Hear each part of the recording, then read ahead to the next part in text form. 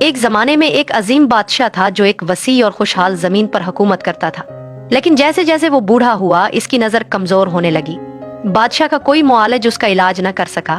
ایک مسافر آیا اور بولا، ایک ہی علاج ہے، عظیم سمندر میں ایک سنہری سر والی مچھلی موجود ہے، اگر اس کے خون سے 100 دن کے اندر ایک مرہم تیار کیا جائے تو بادشاہ کی نظر بحال ہو جائے گی، اگر مچھلی بر وقت نہ ملی تو علاج بے سود ہو جائے گا۔ اپنے والد کو بچانے کے لیے نوجوان شہزادے نے سب سے بہادر ملاحوں کو اکٹھا کیا اور ایک خطرناک سفر پر روانہ ہوا۔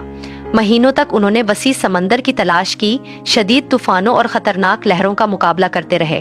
آخر کار آخری دن جب امید ٹوٹنے کے قریب تھی، شہزادے کے جال نے کچھ غیر معمولی پکڑ لیا۔ وہ ایک چمکتی ہوئی سنہری مچھلی تھی جس کی روشن ذہین آنکھیں تھیں، لیکن وقت گزر چکا تھا، آخری تاریخ گزر چکی تھی۔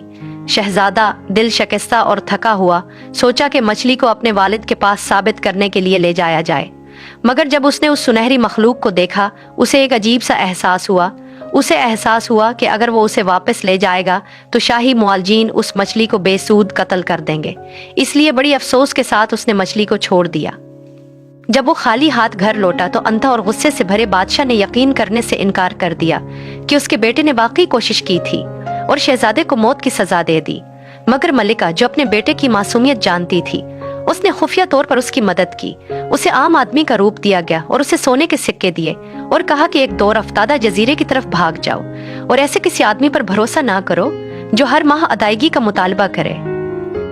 شہزادہ سمندر پار کر کے ایک خوبصورت جزیرے تک پہنچا جو جنگوں سے محفوظ اور سرسبز جنگلوں اور سنہری ساحلوں سے بھرا ہوا تھا۔ اس نے ایک چھوٹا سا گھر ایک شفاف ندی کے کنارے خریدا جہاں شام کے وقت جگنو رقص کرتے اور جنگلی پھولوں کی خوشبو فضا میں بکھر جاتی۔ بہت سے لوگ اپنی خدمات پیش کرنے آئے، مگر شہزادے نے اپنی ماں کی بات یاد کرتے ہوئے ان لوگوں کو مسترد کر دیا جو ہر ماہ معاوضہ چاہتے تھے۔ آخر کار اسے چاندی کے لباس میں لپٹی ایک عورت ملی جس نے جھک کر کہا، میں ہر ماہ معاوضہ نہیں چاہتی، صرف سالانہ ایک بار۔ اس کی عاجزی سے متاثر ہو کر شہزادے نے اسے اپنا خدمتگار بنا لیا۔ دن گزر گئے مگر جزیرہ بھی خطرات سے خالی نہ تھا۔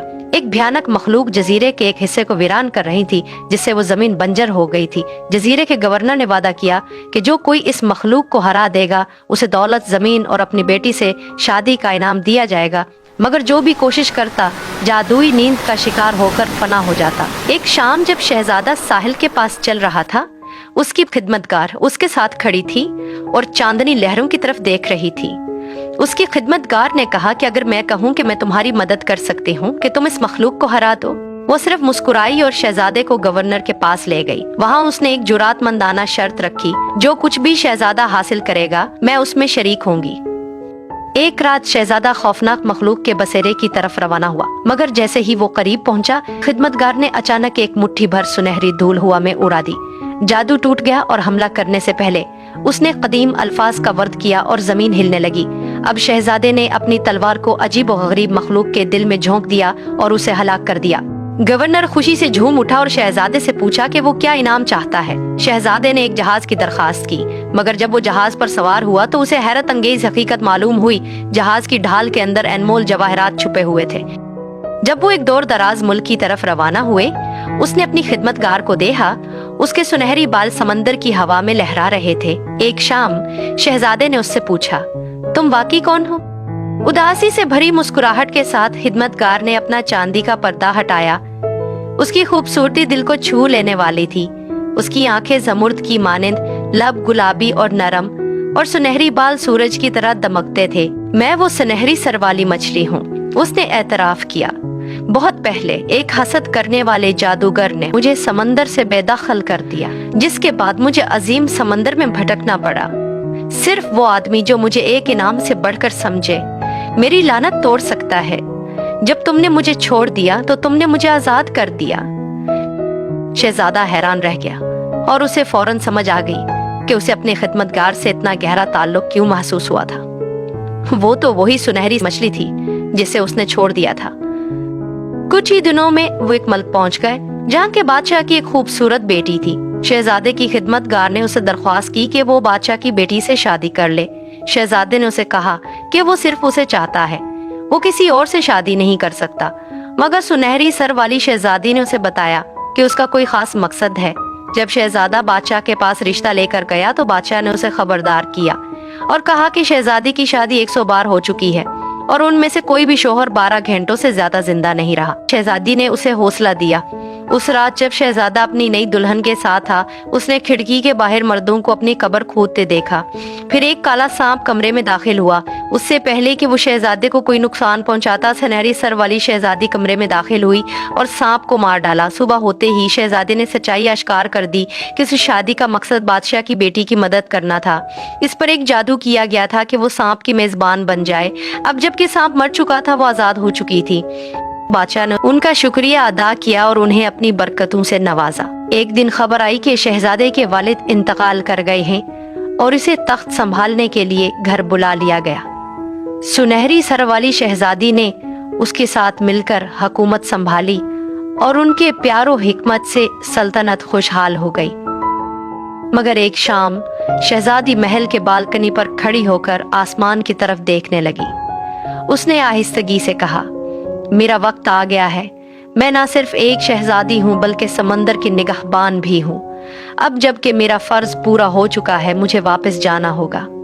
बादशाह ने उसे ठहरने की सख्त इल्तजा की, ना सिर्फ सोने और जवाहरात बल्कि अपनी पूरी सल्तनत का आधा हिस्सा देने की पेशकश तक की। उसने बड़े शौक से कहा कि मेरे पास दुनिया की सब दौलत है, तुम बस यहाँ ठहरो और मेरी जिंदगी को खुशियों से भर दो। मगर उस वक्त शहजादी ने बादशाह की नजरों में देखकर नर्म मुस्कुराहट बिखेरते हुए जवाब दिया, मैं कुछ भी नहीं चाहती, बस तुम मुझे हमेशा याद रखो। मेरी यादें तुम्हारे दिल की गहराइयों में महफूज रहेंगी। उसकी ये बात ऐसे महसूस हुई जैसे उसकी रूह ने बेआवाज धुन बखेर दी और बादशाह के दिल में एक गहरी खामोशी और मोहब्बत का समंदर उतर आया। शहजादी ने अपनी बात जारी रखी, मैं समंदर की शहजादी हूँ। समंदर मेरी पैदाइश की जगह है, वो मेरा असल वतन है जहाँ मेरी रूह को हमेशा की आज़ादी नसीब होगी। हमारा प्यार खाह वक्त और फासलों से जुदा हो, हमेशा उफक के पार जिंदा रहेगा। मेरी जुदाई पर आंसू न बहाओ, क्योंकि हर वो लहर जो उन साहिलों से टकराएगी मेरे लुटने की एक खामोश गवाही होगी। वो आहिस्ता आहिस्ता सीढ़ियों की तरफ बढ़ी जो चांदनी में निहायत पथरीले रास्ते की मानिंद लग रही थी। हर कदम जो उसने नीचे रखा खामोशी में हल्की सी बाज़गश्त छोड़ गया, जैसे हवा भी इस लम्हे को हमेशा के लिए याद रखना चाहती हो। जब वो पानी के किनारे पर पहुंची जहां चांदनी में समंदर की लहरें चमक रही थीं, वो एक लम्हे के लिए रुक गई। शहजादे की तरफ देखकर उसने सरगोशी की, मैं हमेशा तुम्हारे साथ रहूंगी, हवा की सरगोशियों में, लहरों की सरगम में और उस सल्तनत के हर धड़कते दिल में। फिर जैसे खुद समंदर ने उसे अपनी आगोश में बुला लिया हो, वो आगे बढ़ी और नर्म चमकती लहरों में तहलील हो गई।